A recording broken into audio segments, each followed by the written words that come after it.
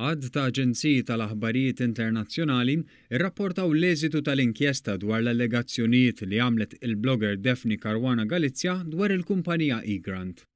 Inkjesta ta' aktar minn 1500 paġna li sabet li mart il-Prim Ministru, Michel Muscat, ma kella ebda isma fil-kumpanija eGrant kif allegat għal xhur sħaħ mill-blogger u mill-Partit Nazzjonalista fuq quddiem l-eks kap nazzjonalista Simon Busuttil.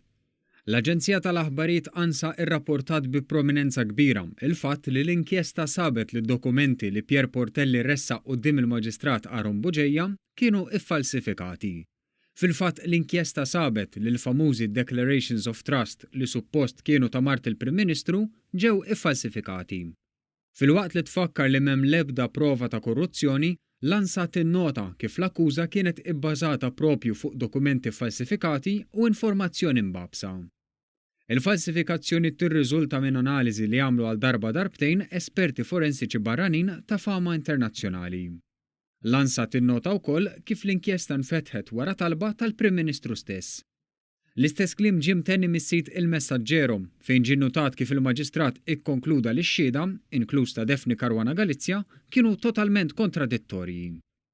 Is-CTU Observer jinnota wkoll kif mill-bidunet il-Prim Ministru Joseph Muscat sostna li jekk l-inkjesta kienet issib li ċkien ħiel ta' verità fl-allegazzjonijiet kontrih kien jirriżenja minnu fih.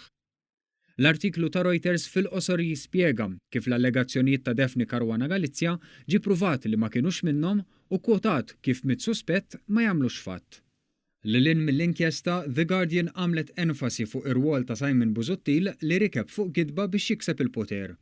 Innotat ukoll kliem il-Prim Ministru li għal Simon Busuttil wara l-ħsara li għamel l-iktar ħaġa onorevoli tkun li jirriżenja minn kull pożizzjoni li għandu.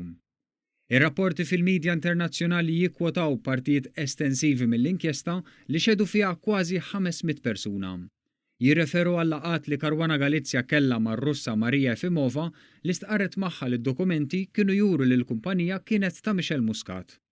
Madankollu il-Maġistrat ikkonkluda li x-xhieda kemm ta' Caruana Galizia u kemm ta' Efimova huma totalment kontradittorji u li l-firem fuq id-dokumenti li ġew analizzati mill-kumpanija indipendenti Ingliża Forensic Document Analysts Key Forensic Services Limited kienu iffalsifikati.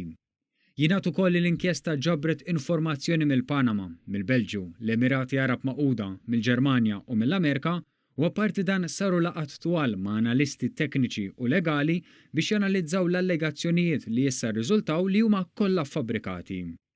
Ir-rapporti jikkwotaw ukoll l-ewwel reazzjoni tal-Prim Ministru Joseph Muscat li ddikjara li l-ebda akkuża li saret kontra tiegħu ta' martu jew ta' qrabatu ma rriżultaw u kienu biss frott kalunja, l-akbar gidba fl-istorja politika tal-pajjiż li mhux biss ġiet ikkonfermata iżda saħansitra iċċertifikata.